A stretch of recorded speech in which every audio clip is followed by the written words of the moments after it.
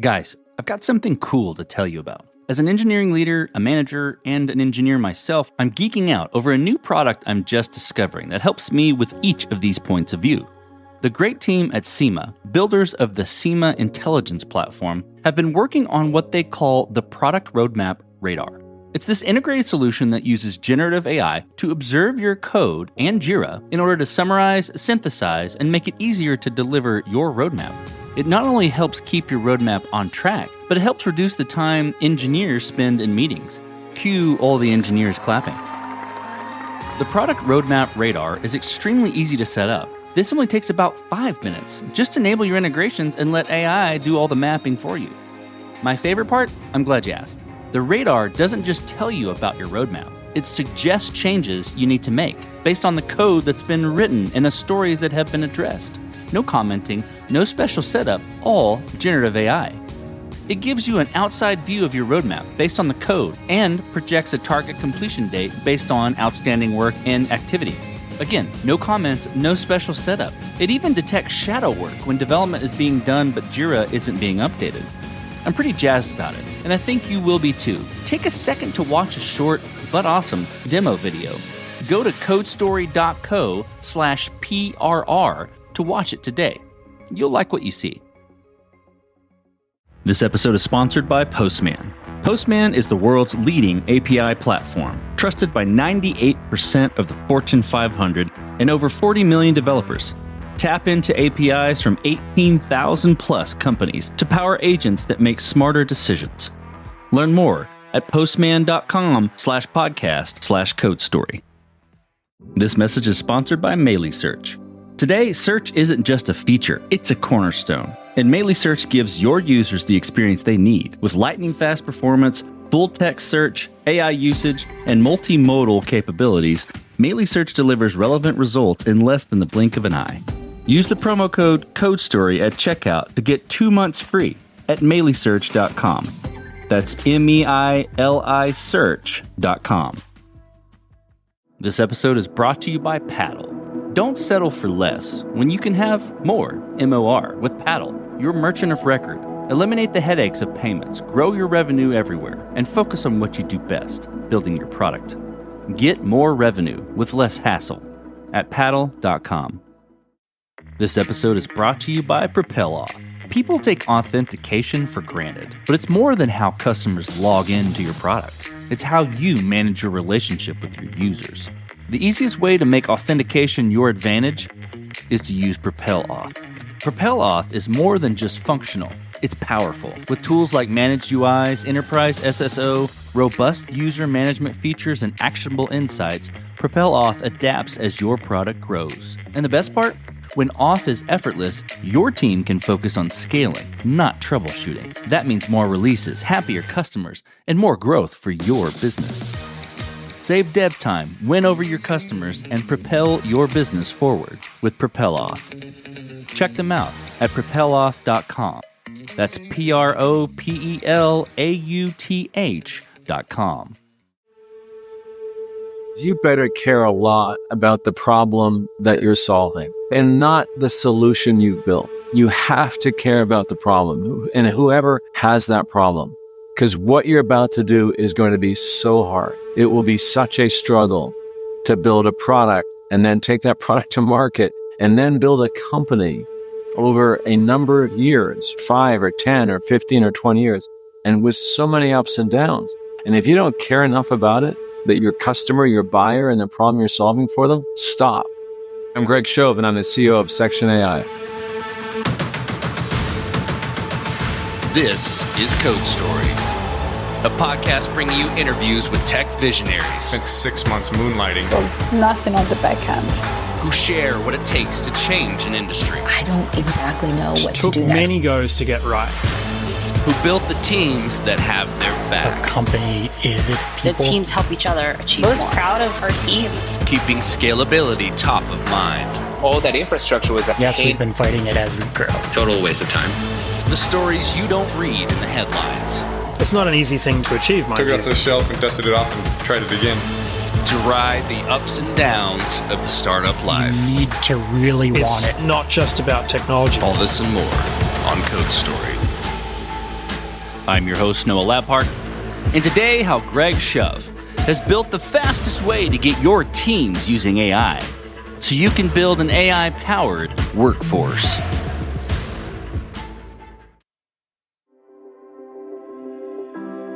Greg Shove was born in Canada, raised in Britain, and eventually moved to the United States. Through all of these places he lived, he learned to believe in equal access for people, never to quit, and to work hard and win.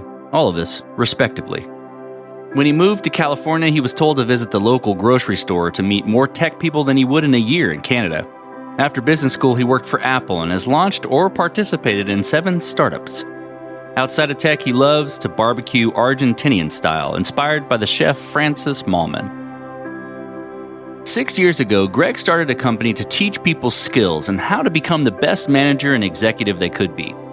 The business did well, but mainly it was because of the pandemic.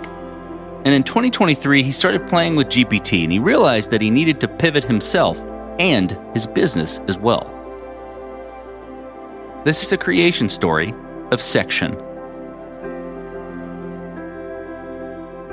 We got started doing something else, which is the history of startups. Section was started 6 years ago, and it was started as a management education company, a training company for first-time managers online. So we basically wanted to solve for how do you help people become great managers and teach them management and strategy and marketing and finance for non-financial people, all the kind of skills that rising executives or managers need. That was the original business, and it did great, especially during the pandemic.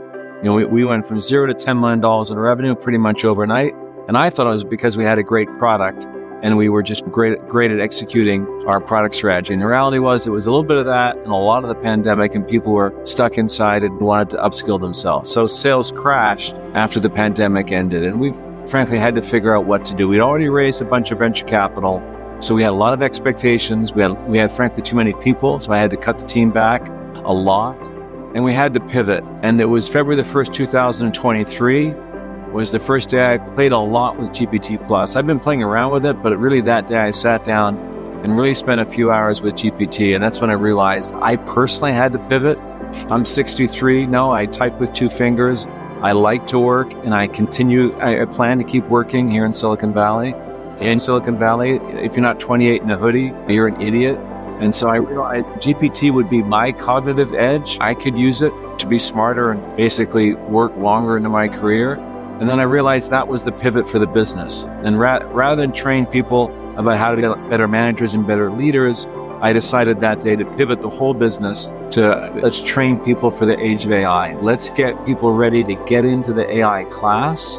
It was so clear to me in that moment that the workforce would split, and there'd be a bunch of people in the AI class using these tools to accelerate themselves and to be smarter and be more productive. And for everybody else, these tools would look scary. They're hard to use. They're not very reliable. They hallucinate. There's a lot about AI that makes them hard to work with.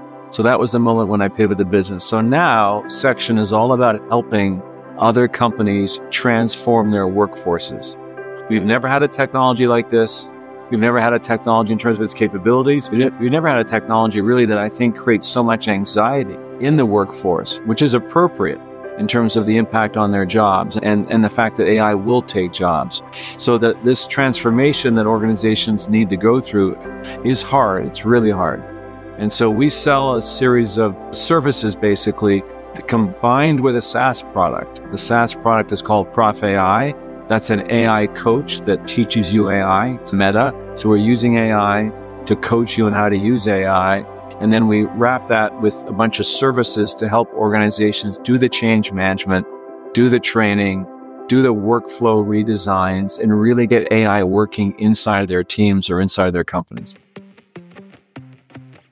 Let's dive into what you would consider the MVP for Section. So that first version of what you were going to go out after the pivot and what you offered individuals. Tell me about that and how you put it together and what sort of tools you're using to bring it to life. The MVP was a course. Let's build a course to teach business people about AI. And when I looked around over 2.5 years ago, there was no one else doing this and there were no experts. So MVP was, I taught the first course. And the first course was how to set your AI strategy as an organization.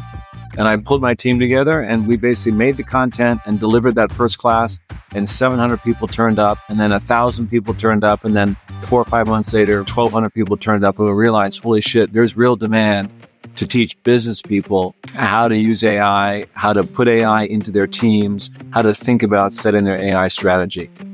But I think that what's more interesting is probably Prof AI from a traditional product development standpoint. So Prof AI is a software product. Obviously, it's an application sitting on top of OpenAI and Claude, the AI from Anthropic, using their APIs. So the MVP of that was basically teaching people how to prompt. Could we use AI to personalize the learning experience? And this is the magic of AI when it comes to learning and upskilling. The magic of AI is going to be that all of our learning experiences going forward, all of our coaching experiences, all the way we learn things will be changed by AI in that they'll be personalized. Everything before this, particularly around learning, has been one size fits all. Make a course, make a video, make a class, and everybody basically consumes the same version of that product or of that learning experience. AI will not be that way, meaning AI learning experiences, you can tell the AI who you are, where you work, what job you're in, what company, what country, and right away, the learning experience can be personalized by the AI for you. So that's basically what Prof AI was. Prof AI initially was the fastest way to teach you how to prompt, but to teach it in a way that was personalized for you, based on the job you're in, the company you work for. This episode is brought to you by Paddle. As a startup, you face unique challenges to stay competitive. You and your team need to stay focused on your product, not your payments. You need to do more, MOR, and DIY less. With Paddle. Paddle is your merchant of record, becoming the seller of record for your SaaS transactions, enabling your team to focus on what's important, your product. Paddle handles all payment management across multiple gateways and methods, taking ownership of tax liability while remaining compliant with regulations across all markets. The platform handles all aspects of SaaS billing models, upgrades, add-on, trials, and more.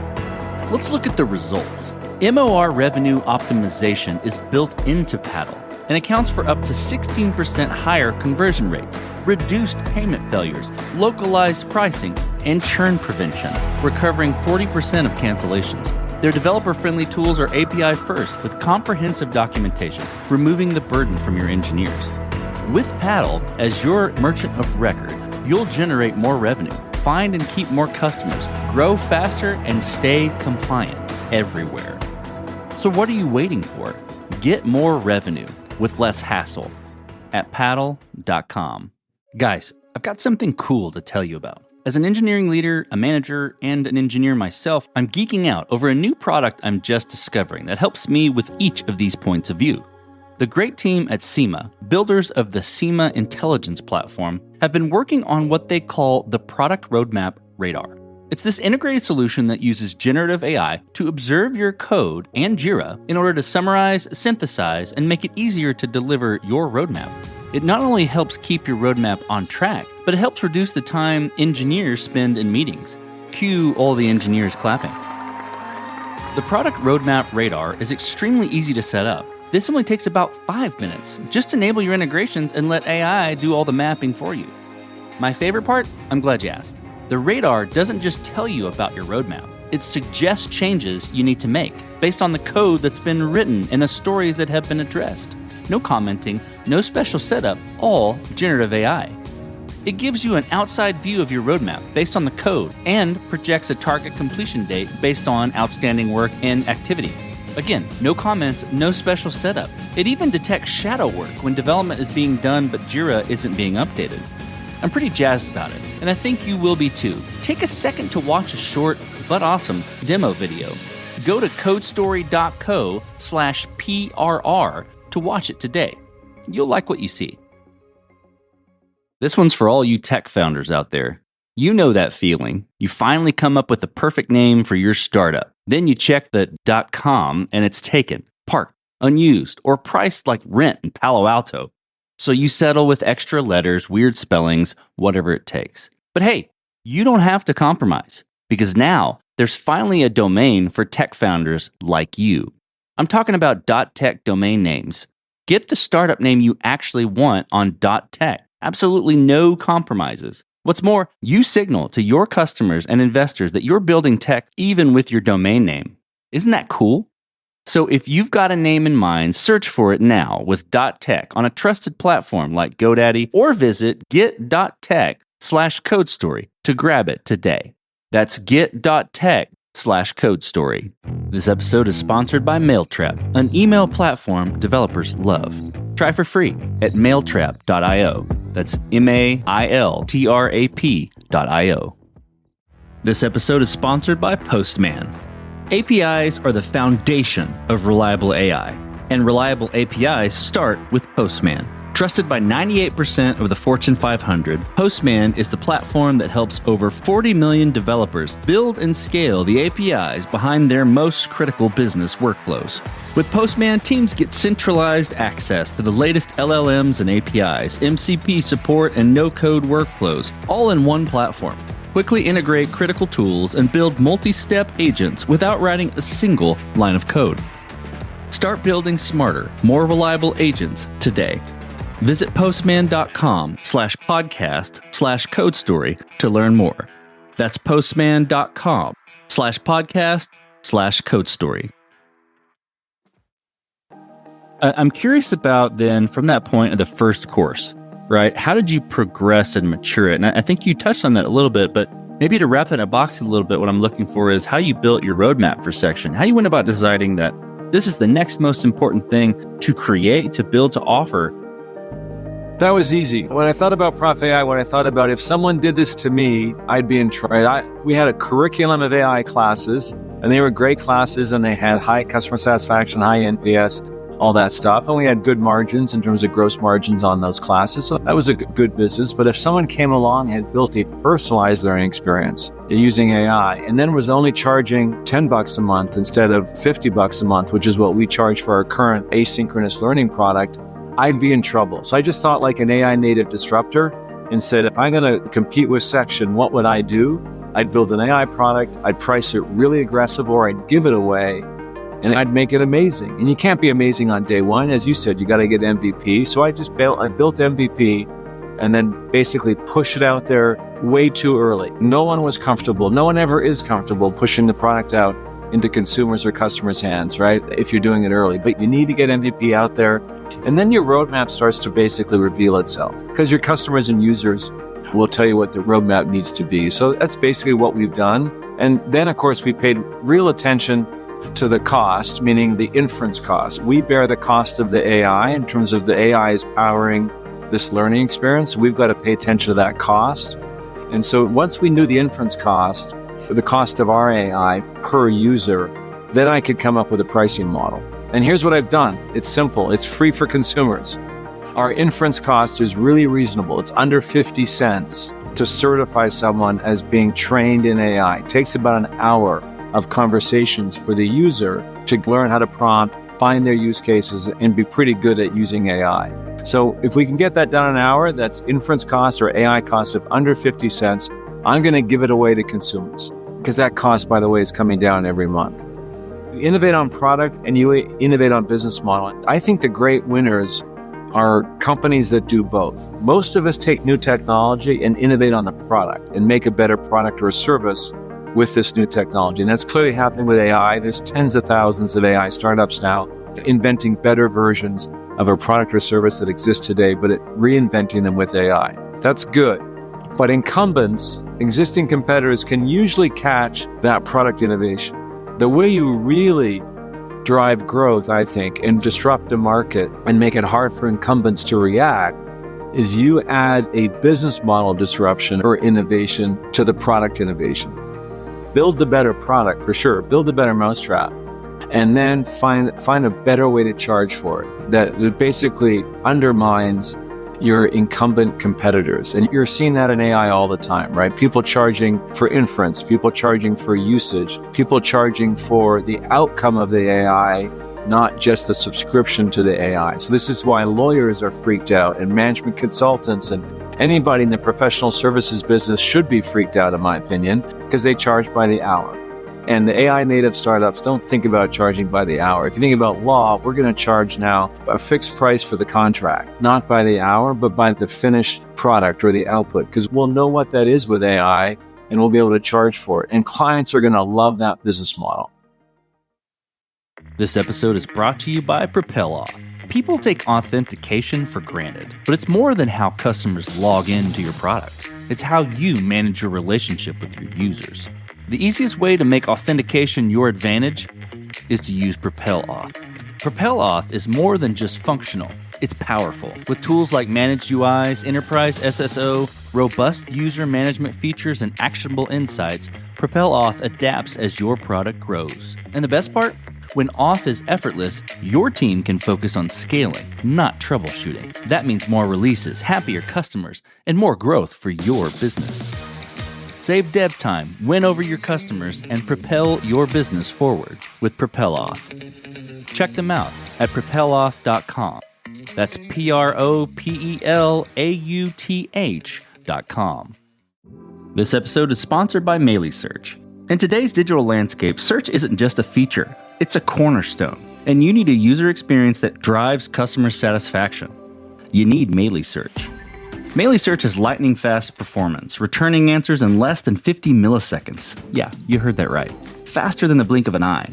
The open-source AI search engine is plug-and-play, so you can get up and running in minutes with smart presets, allowing you to start searching through your data with zero configuration. Search utilizes advanced full-text search and AI, ensuring your results are ultra-relevant with semantic depth. It's multimodal, supporting images, videos, and audio, along with being federated, i.e. searching across multiple data sources. And it's developer-friendly. Whether you're building a content-rich website or enterprise application, Search delivers the experience your users expect and deserve. For a limited time, CodeStory users can get 2 months free. Use the promo code CODESTORY, all one word, at checkout. Just go to MailySearch.com and get started today. That's MEILI search.com. I'm curious about scalability. Where has scalability introduced itself as a challenge, right? Have there been interesting areas where you've had to fight scalability as you've grown? And that could be, it could be technology, right? With the technology you're teaching and using sounds scalable, but there still could be pinch points, and it could be growing course content, all the things, right? Tell me about scalability.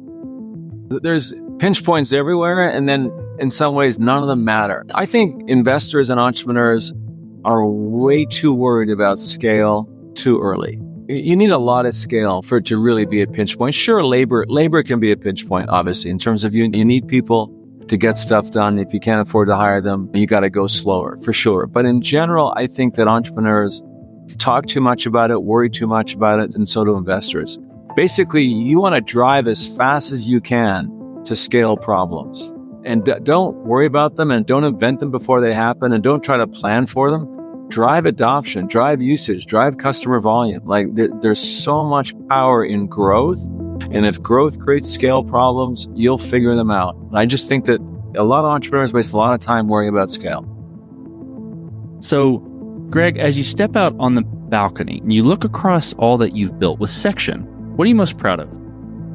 Oh, that's easy to answer. We have a channel in our Slack called Student Feedback. And then any student feedback we get on LinkedIn, or we do surveys every month, obviously, to all of our customers, quantitative and qualitative surveys. So we just feed in all the student feedback into that Slack channel. And I tell the whole team, when you're having a bad day, when nothing's working or you're overworked or you're not happy, just go check out the student feedback channel. What you're going to see there every day is feedback from students who are saying things like, you changed my life, or I got a new job, or I feel more secure in my job, I'm not going to get laid off, or I got promoted. In this moment, there is so much risk to people's careers, and there's so much upside to being an early adopter, an early mover as relates to AI. And our customers are people that are those curious, growth mindset, ambitious people, and they're adopting AI, wanting to learn about it and making sure they know how to use it. And that's what I love. I love just helping people maintain their professional relevance and their economic viability. A lot of people will not over the next 10 years, Noah. This is going to be very hard on the knowledge workforce. Okay, let's flip the script a little bit. Tell me about a mistake you made and how you and your team responded to it. Oh man, we make so many mistakes. My advice about mistakes is just to remember, maybe about life as it relates to startups and building companies, it's never as good or as bad as it seems. And so no mistake will likely kill the company ever. That's been my experience over 30 years and 7 startups. And we've made some big mistakes. I have. But nothing that would really affect the business in terms of its viability. So my point of view about mistakes is admit it fast, be transparent about it, solve it quickly, move on. And my mistakes have been everything from overhiring to hiring the wrong executives. Hiring executives is hard. My hit rate's probably no more than 50%. So those are painful mistakes. Overhiring is, as an entrepreneur, just really painful. You got to lay people off later. That's just the work of building companies. And pivots aren't mistakes, but pivots are a realization that your initial product or product idea or product market fit wasn't that good. And the sooner you admit that and are able to pivot, the better chances of survival, at least. Okay, so let's move forward then. I'm curious about the future for Section. What does that look like for the product, for what you offer, and for your team? We're growing at 100% a year, and I'm not happy.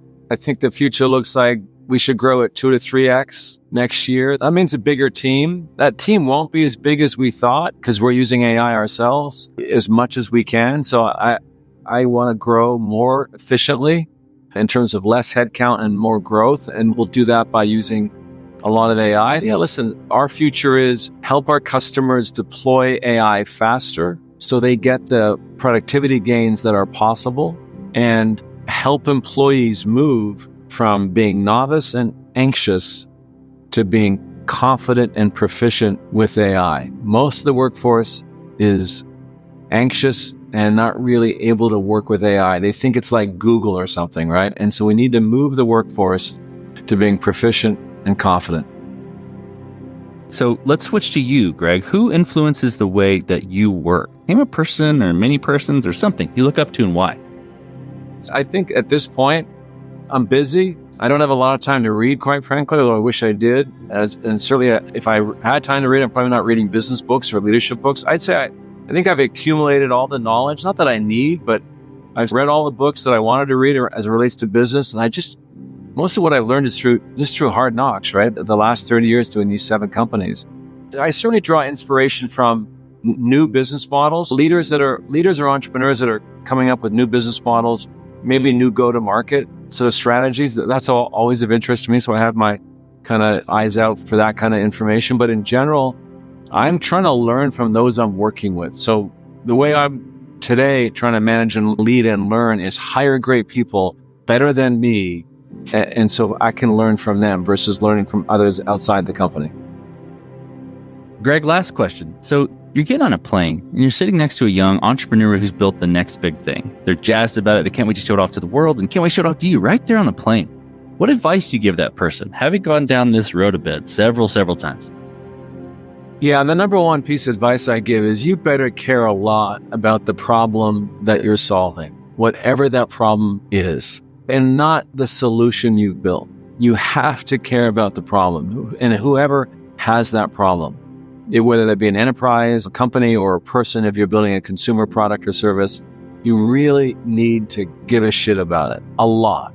Because what you're about to do is going to be so hard. It will be such a struggle to build a product and then take that product to market and then build a company that can keep that going and do it consistently and reliably and profitably over a number of years, 5 or 10 or 15 or 20 years, and with so many ups and downs. And if you don't care enough about it, that your customer, your buyer, and the problem you're solving for them, stop. Just stop. No matter how cool your demo looks or how cool your MVP looks, you really need to care about not the upside. I find so many entrepreneurs are driven by this idea of, yeah, I could sell this thing for $10 million in 3 years. And that's just never happened. It never happens. The myth of Silicon Valley, the myth of entrepreneurship, now it's the myth of AI. What drives me crazy about AI right now is we're hearing these stories of 5-person companies that will do $100 million in revenue. And you see these headlines, the first 1-person billion-dollar company. That's just ridiculous. That's not going to happen. And if it happens, it'll happen to one entrepreneur. And that's it. And the rest of us have to do it the old way. build a product, market it, find customers, keep customers happy, find employees. We'll never have enough capital or we'll have too much capital. It's a lot of hard work. And it's incredibly rewarding if you can bring something into the world, like a product or a company, and have it hang around for a few years. It's incredibly rewarding. So I think it's worth doing, but you need to care enough about it. And don't buy into the hype and mythology, and certainly don't buy into this bullshit about AI companies are going to be tens of millions of dollars in revenue. You're going to have 2 employees. That's not going to happen. I think that's fantastic advice. Well, Greg, thank you for being on the show today. Thank you for telling the creation story of Section. Thanks for having me. And this concludes another chapter of Code Story.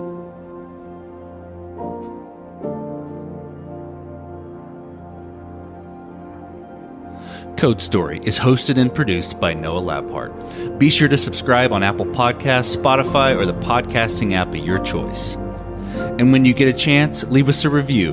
Both things help us out tremendously. And thanks again for listening.